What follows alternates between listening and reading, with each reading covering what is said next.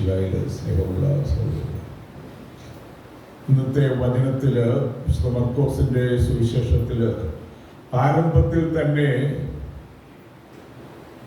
ദൈവപുത്രനായ യേശുവിന്റെ സുവിശേഷം എന്ന് പറഞ്ഞുകൊണ്ടാണ് മർക്കോസ് സുവിശേഷം ആരംഭിക്കുന്നത്. അത് കഴിഞ്ഞിട്ട് ഈശോയുടെ മാമോദിസായെ പറ്റിയാണ് പറയുന്നത്. സ്നാപകൻ അനുതാപത്തിന്റെ മാമോദിസ നൽകിക്കൊണ്ട്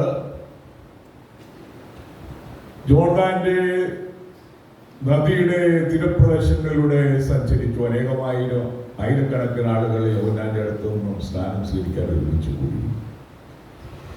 ഈശോ സ്നാപകനിൽ നിന്നും ജ്ഞാനസ്നാനം സ്വീകരിക്കുന്ന രംഗമാണ് ഇവിടെ. യോഹന്നാൻ ആദ്യം പറയുകയാണ്, ഞാൻ നിന്നിൽ നിന്നാണ് സ്നാനം സ്വീകരിക്കേണ്ടത് എന്ന് യേശുവിനോട് യോഹന്നാൻ പറയുകയാണ്. എന്നാൽ സർവ്വനീതിയും പൂർത്തിയാക്കുക അത് അനുയോജ്യമാണെന്ന് പറഞ്ഞുകൊണ്ട് സ്നാപകനിൽ നിന്നും യേശു സ്നാനം സ്വീകരിക്കുക. അവിടെയാണ് പ്രത്യക്ഷീകരണം നടക്കുന്നത്.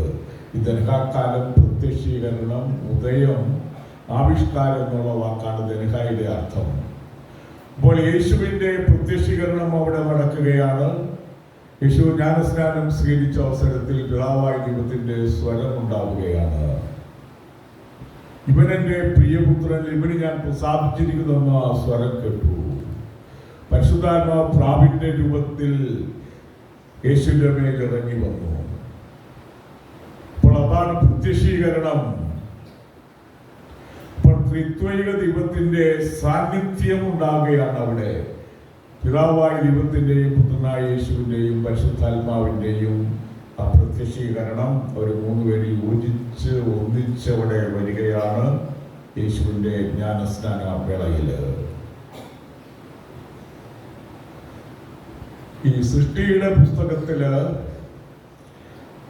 1:3 ദൈവം അരുളി ചെയ്തു, വെളിച്ചം ഉണ്ടാകട്ടെ. വിശുദ്ധ ഗ്രന്ഥത്തിലെ ആദ്യത്തെ പുസ്തകം സൃഷ്ടിയുടെ പുസ്തകം. അത് ആരംഭിക്കുന്നത് ആദ്യം ദൈവം ആകാശവും ഭൂമിയെ സൃഷ്ടിച്ചു. നമ്മുടെ വിശ്വാസ പ്രമാണത്തിന്റെ ആദ്യത്തെ കാര്യം അത് തന്നെയാണ്. ആകാശത്തിന്റെയും ഭൂമിയുടെയും സൃഷ്ടാവായ ദൈവത്തിൽ ഞാൻ വിശ്വസിക്കുന്നു എന്ന് പറഞ്ഞുകൊണ്ടാണ് വിശ്വാസ പ്രമാണം നമ്മൾ ഏറ്റുവരുന്നത്. ബൈബിളിലെ ആദ്യത്തെ വചനവും ഇത് തന്നെയാണ്. അതാണ് നമ്മൾ ഏറ്റുപറയുന്നത്. അത് കഴിഞ്ഞിട്ട് 1:3 പറയുകയാണ്, ദൈവം അരുളി ചെയ്തു, വെളിച്ചമുണ്ടാകട്ടെ, വെളിച്ചമുണ്ടായി. വചനം കൊണ്ട് സൃഷ്ടി നടത്തുന്ന ദൈവം സൃഷ്ടിക്കുന്ന ദൈവത്തിന്റെ വചനത്താലാണ്. യോഹന്നാന്റെ സുവിശേഷം ആരംഭിക്കുന്ന ആദിയിൽ വചനം ഉണ്ടായിരുന്നു, വചനം ദൈവത്തോടു കൂടിയായിരുന്നു, വചനം ദൈവമായിരുന്നു എന്ന് പറഞ്ഞുകൊണ്ടാണ്.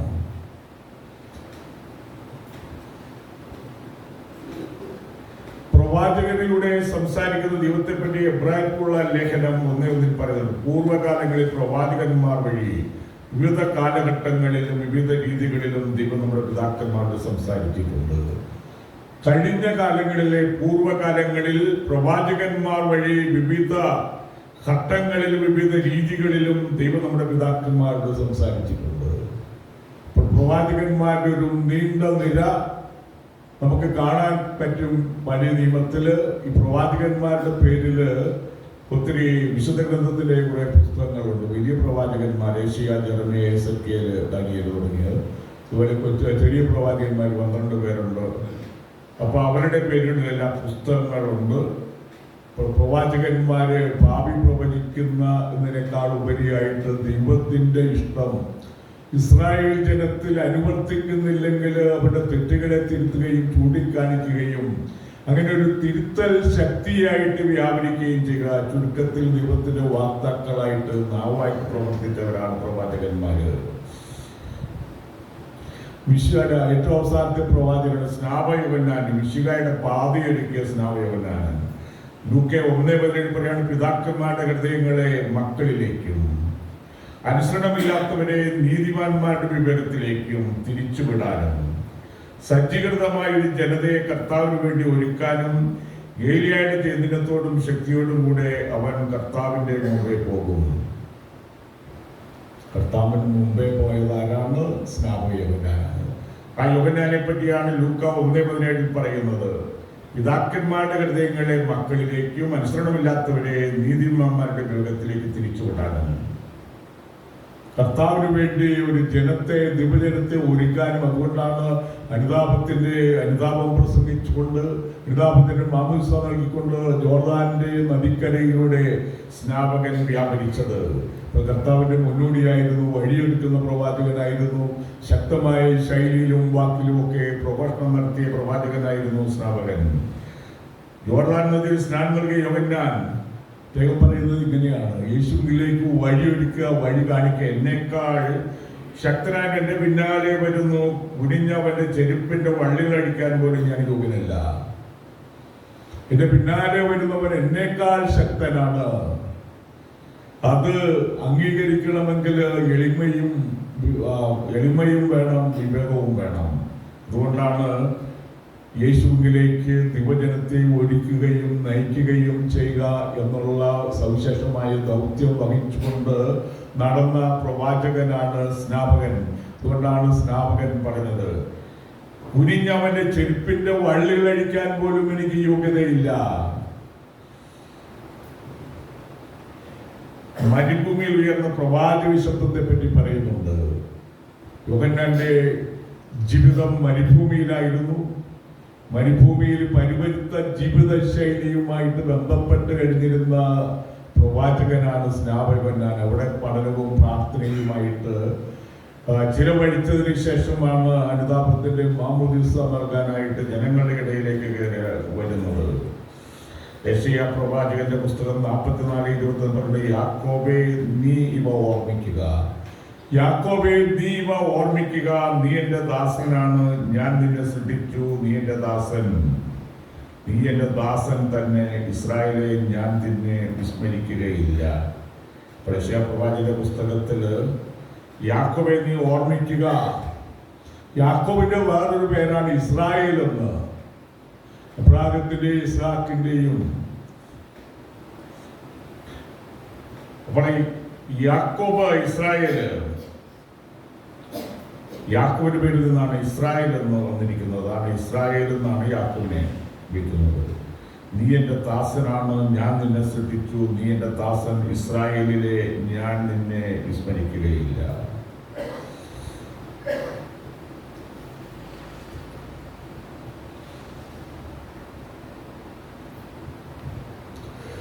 വിശുദ്ധ ഗ്രന്ഥത്തില് പ്രവാചകന്മാരുടെ വചനങ്ങളും ദൈവിക സ്വരവും അവഗണിക്കരുത് എന്ന് സുഭാഷിതങ്ങൾ പറയുന്നുണ്ട്. ദൈവത്തിന്റെ വചനം അവഗണിക്കാതെ ജീവിതത്തിന് വഴികാട്ടിയാണ്.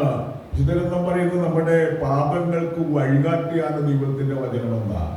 അപ്പം നമ്മൾ കേൾക്കുന്ന ദൈവവചനം അത് ഉൾക്കൊണ്ടുകൊണ്ട് നമ്മുടെ ജീവിതത്തെ നന്മയുടെയും വചനത്തിന്റെയും വഴികളിലൂടെ നയിക്കുക എന്നുള്ള സുവിശേഷമായ കടമ നമുക്കുണ്ട്. അതുകൊണ്ട് സുഭാഷിതം പറയാ 10:17 പ്രബോധനത്തെ ആദരിക്കുന്നവൻ ജീവനിലേക്കുള്ള പാതയിലാണ്. പ്രവാചകന്മാരുടെ പ്രബോധനത്തെയും ബൈബിളിലെ തിരുവചനങ്ങളെയും ഒക്കെ ആദരിക്കുന്നവൻ ജീവനിലേക്കുള്ള പാതയിലാണ്. ശാസന നിരസിക്കുന്നവന് വഴിപിഴയ്ക്കുന്നു, തെറ്റുതിരുത്താൻ മനസ്സാകാത്തവന് വഴിപിഴയ്ക്കുന്നു എന്നാണ് സുഭാഷിതത്തിൽ പറയുന്നത്. ഇതെല്ലാം ദൈവത്തിന്റെ വചനമാണ്. ഇതെല്ലാം വളരെ ശരിയാണ്. പ്രബോധനത്തെ ആദരിക്കുന്നവൻ ജീവനിലേക്കുള്ള പാതയിലാണ്. പ്രബോധനത്തെ ആദരിക്കാത്തവൻ സ്വന്തം ഇഷ്ടമനുസരിച്ച് ജീവിക്കുന്നവൻ, അതായത് ശാസ്ത്രം നിരസിക്കുന്നവന് വഴിപിഴയ്ക്കുന്നു എന്നാണ് സുഭാഷിതത്തിന്റെ പുസ്തകത്തിൽ പറയുന്നത്. എബ്രായർക്കുള്ള ലേഖനം 12:20 പറയാണ്, ഭൂമിയിൽ നിങ്ങൾക്ക് മുന്നറിയിപ്പ് നൽകിയവരെ നിരസിച്ചവർ രക്ഷപ്പെട്ടില്ലെങ്കിൽ സ്വർഗത്തിൽ നിന്ന് നമ്മോട് സംസാരിച്ചവരെ നാം തിരസ്കരിച്ചാൽ രക്ഷപ്പെടുക കൂടുതൽ പ്രയാസമാണ്. ഭൂമിയിൽ നിങ്ങൾക്ക് മുന്നറിയിപ്പ് നൽകിയവരെ നിരസിച്ചവർ രക്ഷപ്പെട്ടില്ലെങ്കിൽ, ഭൂമിയിൽ മുന്നറിയിപ്പ് നൽകിയതാരാ? പ്രവാചകന്മാരാ. അവരെ കേൾക്കാതിരുന്നവർ രക്ഷപ്പെട്ടില്ലെങ്കിൽ സ്വർഗത്തിൽ നിന്ന് നമ്മോട് സംസാരിച്ചവരെ നാം തിരസ്കരിച്ചാൽ, അതാരാ? സ്വർഗത്തിൽ നിന്ന് സംസാരിച്ചത് ഈശോയാണ്. ആ ഈശോയെ തിരസ്കരിച്ചാൽ, ഈശോയുടെ വചനങ്ങൾ തിരസ്കരിച്ചാൽ ഈശോയുടെ വചനമനുസരിച്ച് ജീവിതത്തെ ക്രമീകരിക്കാതിരുന്നാൽ രക്ഷപ്പെടുക കൂടുതൽ പ്രയാസമാണെന്നാണ് എബ്രായർക്കുള്ള ലേഖനം 12:25 പറയുന്നത്. നമ്മുടെ ഫ്രാൻസിസ് മാർപ്പാപ്പ രോഗാവസ്ഥയിലാണ് നമുക്കറിയാം. ഇക്കാലഘട്ടത്തിന്റെ പ്രവാചക ദൗത്യമായിട്ട് പ്രവർത്തിക്കുന്ന വ്യക്തിയാണ് മാർപ്പാപ്പ. ലോകത്തിൽ 130 കോടിയിലേറെ കത്തോലിക്കരുണ്ട്. ക്രൈസ്തവർ 230 കോടിയോളമാണ്. ക്രൈസ്തവരിൽ ഭൂരിഭാഗവും കത്തോലിക്കരാണ്. ഇത് നല്ല ശതമാനം, പകുതിയിലേറെ. ഈ മാർപ്പാപ്പയുടെ ജീവിതത്തിന്റെ മുഖമുദ്ര കരുണയുള്ള ആളാണ്. കരുണയുള്ളവർക്ക് കരുണ ലഭിക്കുമെന്ന് സുവിശേഷ വചനങ്ങളിൽ പറയുന്നുണ്ട്. അപ്പൊ കരുണ കാണിക്കുന്ന, അനുകമ്പയോടുകൂടി ആളുകളോട് പെരുമാറുന്ന ഒരു മാർപ്പാപ്പയാണ്. സാധുക്കളോടും അതുപോലെ അഭയാർത്ഥികളോടൊക്കെ കൂടുതൽ കരുണ കാണിക്കണമെന്ന് ആവശ്യപ്പെടുന്ന കരുണയുടെ മുകളിലൊരു മാർപ്പാപ്പയാണ്. അതേപ്പറ്റിയൊക്കെ പല അഭിപ്രായങ്ങൾ കാണുമായിരിക്കും. അതുപോലെ രോഗികളോട് കരുണ കാണിക്കുന്നയാളാണ്. ഈ ആളുകൾ പല വിധത്തിൽ ലോകത്തിലുണ്ട്. വികൃത, എല്ലാവരും ഒരുപോലെ സുന്ദരന്മാരും സുന്ദരിമാരും ഒന്നുമല്ല. അപ്പോൾ വികൃതമായിട്ടുള്ള ഷേപ്പുള്ള ഒരു മനുഷ്യൻ, ശരീരത്തിലെല്ലാം എന്തോ പാടുകളുള്ള ഒരു മനുഷ്യൻ. അപ്പപ്പ ഇങ്ങനെ വണ്ടിയിൽ യാത്ര ചെയ്യുമ്പോൾ, തുറന്ന വണ്ടിയിൽ ഇവിടെ ഇങ്ങനൊരു മനുഷ്യനെ കണ്ടു. മനുഷ്യൻ അടുത്തേക്ക് വിളിച്ച മനുഷ്യനെ ആലിംഗനം ചെയ്തെന്നാണ് പറഞ്ഞത്. കാരണം അങ്ങനെയുള്ള മനുഷ്യർക്കാരും സ്നേഹം കൊടുക്കാനായിട്ടില്ല, പരിഗണിക്കാനായിട്ടില്ല, നല്ലത് പറയാനായിട്ടില്ല. ആരെങ്കിലും ഒന്ന് നോക്കിക്കഴിയുമ്പോൾ പിന്നെ വെറുപ്പാണ്. കുഷ്ഠരോഗിയെ നോക്കുന്നത് പോലെയാണ്. കാരണം ശരീരത്തിൽ ചെറിയ മുഴകളുണ്ട്. ഒന്ന് നോക്കിയാൽ പിന്നെ ഒന്നുകൂടി നോക്കാനായിട്ട് ആരും തയ്യാറാകുകയില്ല. അങ്ങനെയുള്ള ഒരു മനുഷ്യനെ അടുത്ത് വിളിച്ച് ആലിംഗനം ചെയ്യണമെങ്കിൽ ദൈവികമായിട്ടുള്ള കൃപ, അതിൻ്റെ അതിപ്രസരം ഉണ്ടെങ്കിലേ പറ്റുകയുള്ളൂ. അതുപോലെ ലാളിത്യത്തിൽ ജീവിക്കുന്നയാളാണ് മാർപ്പാപ്പ. പറയുന്നത് എങ്ങനെയാണ്, എല്ലാവർക്കും പലർക്കും സെക്കൻഡ് ഹാൻഡ് വണ്ടി മേടിച്ചാലും മതിയെന്നൊക്കെ മാർപ്പാപ്പ പറയാറുണ്ട്. പ്രത്യേകിച്ച് വൈദികരോടൊക്കെയാണ്. വൈദികരോ മെത്രാന്മാരോ അങ്ങനെയുള്ളവരൊക്കെ ആയിരിക്കും. മാർപ്പാപ്പ അങ്ങനെ പറയാറുണ്ട്. മാർപ്പാപ്പ കൊട്ടാരത്തിലല്ല താമസിച്ചത്, അവിടെ മറ്റു മെത്രാന്മാരൊക്കെ ഒരു താമസിക്കുന്ന കെട്ടിടത്തിലാണ്. താമസമൊക്കെ മാറ്റി. ഇപ്പം മാർപ്പാപ്പ ഗുരുതരാവസ്ഥയിലാണെന്നാണ് റിപ്പോർട്ട്. അല്പം കുറവുണ്ടെന്നും പറയുന്നു. എന്നാലും ഡോക്ടർമാർ തീർത്തൊന്നും പറഞ്ഞിട്ടില്ല. മാർപ്പാപ്പ ചിലപ്പോൾ ഇതിനെ അതിജീവിക്കയില്ല എന്നും പറയുന്നു. അതുകൊണ്ട് നമുക്ക് പ്രാർത്ഥിക്കാം. ദൈവത്തിൻ്റെ തിരുമനസ്സോടെ എല്ലാം നടക്കും. മാർപ്പാപ്പയുടെ നമുക്ക് ചെയ്യാൻ പറ്റും. മാർപ്പാപ്പയുടെ രോഗശാന്തിക്ക് വേണ്ടി പ്രാർത്ഥിക്കുക, ബാക്കിയെല്ലാം ദൈവത്തിന് സമർപ്പിക്കുക. എല്ലാ വ്യക്തികളും അങ്ങനെ തന്നെ ചെയ്യാനായിട്ടേ പറ്റുകയുള്ളൂ. അടുത്ത കാലത്ത് കോങ്കോയിൽ ഒരു പള്ളിയിൽ 70 പേരുടെ മൃതശരീരങ്ങൾ കണ്ടു. കോങ്കോ എന്ന് പറഞ്ഞാൽ ഒത്തിരി ക്രിസ്ത്യാനികളുള്ള ഒരു ആഫ്രിക്കൻ രാജ്യമാണ് കോങ്കോ. അടുത്ത കാലത്താണ് റിപ്പോർട്ട് വന്നത്. തീവ്രവാദികളാൽ കൊല്ലപ്പെട്ടവരാണെന്നാണ് റിപ്പോർട്ടുകളിൽ പറയുന്നത്. അങ്ങനെ ക്രൈസ്തവ വിശ്വാസത്തിന്റെ പേരിൽ ലോകത്തിന്റെ പല ഭാഗങ്ങളിലായിട്ട് കൊല്ലപ്പെടുന്ന രക്തസാക്ഷികളായിട്ടുള്ള മനുഷ്യരെ കാലഘട്ടത്തിലുമുണ്ട്. അതിന്റെ ഏറ്റവും അവസാനത്തെ കണ്ണികളാണ് ഇവര്. കാരണം ഇവരെ കൊന്നതിന് വേണ്ടി അവർ യേശുവിൽ വിശ്വസിക്കുന്നവരായതുകൊണ്ട്, യേശുവിനെ നാഥനും കർത്താവുമായിട്ട് ഏറ്റുപറയുന്നത് കൊണ്ട്, ക്രൈസ്തവ വിശ്വാസത്തിൽ നിലനിന്നത് കൊണ്ട്, അതുകൊണ്ടാണ് ഇവർ കൊല്ലപ്പെട്ടത്. അപ്പൊ അങ്ങനെ കൊല്ലപ്പെടുന്ന ഒത്തിരി വ്യക്തികളുണ്ട്. അവർക്കൊക്കെ വേണ്ടി നമുക്ക് പ്രാർത്ഥിക്കാനേ പറ്റുകയുള്ളൂ. രണ്ടാമതായിട്ട് നമ്മൾ പ്രാർത്ഥിക്കണമെങ്കിലുള്ള അതിക്രമങ്ങൾ ലോകത്തിൽ ഉണ്ടാകാതിരിക്കാൻ വേണ്ടി നമ്മുടെ പ്രാർത്ഥന ആവശ്യമായിരിക്കുന്നത് ഇങ്ങനെയുള്ള അതിക്രമങ്ങൾ ലോകത്തിൽ ഉണ്ടാകാതിരിക്കാൻ വേണ്ടി, മനുഷ്യന്റെ മനസ്സിൽ നന്മ നിറയാൻ വേണ്ടി, മനുഷ്യനെ വെറുക്കുകയും ശത്രുവായിട്ട് കണക്കാക്കുകയും ചെയ്യുന്ന ജീവിത രീതികൾ അവസാനിക്കാൻ വേണ്ടി, അതിനുവേണ്ടിയാണ് നമ്മൾ പ്രാർത്ഥിക്കേണ്ടത്.